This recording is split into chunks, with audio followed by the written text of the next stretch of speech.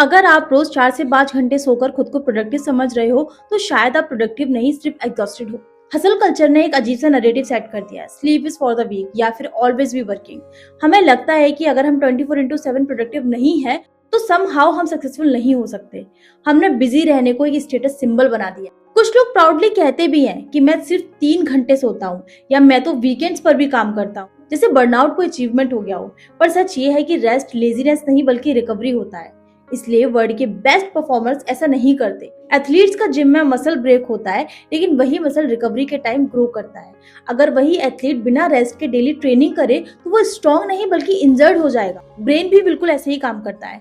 अगर तुम बिना ब्रेक के काम करते रहोगे, तो क्रिएटिविटी गिरती है, डिसीजन मेकिंग वीक होती है और इवेंचुअली बर्नआउट हो जाता है। और बर्नआउट का सबसे डेंजरस पार्ट ये है कि उसमें इंसान काम से नहीं, लाइफ से थक जाता है। हसल कल्चर ने हमारी नींद, रिश्तों और छोटी छोटी खुशियों को वक्त की बर्बादी बना दिया।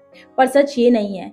सच ये है कि रेस्ट और रिकवरी ही असली प्रोडक्टिविटी होती है। बिना किसी एजेंडा के दोस्तों से मिलना, हॉबीज एंजॉय करना या सिर्फ खामोशी में बैठना कोई क्राइम नहीं, वो आपके दिमाग को रिचार्ज करने का एक तरीका होता है।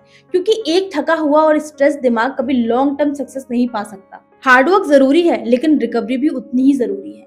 क्योंकि परफॉर्मेंस का रियल सीक्रेट काम करना नहीं होता, काम और रिकवरी के बीच बैलेंस बनाना होता है। वीक वो नहीं होता जो रेस्ट करता है, वीक वो होता है जो अपने बॉडी और माइंड की लिमिट समझता ही नहीं है। सच सच बताओ, प्रोडक्टिविटी के नाम पर हम ज्यादा काम कर रहे हैं या बस ज्यादा थक रहे हैं? कमेंट्स में जरूर अपनी राय देना।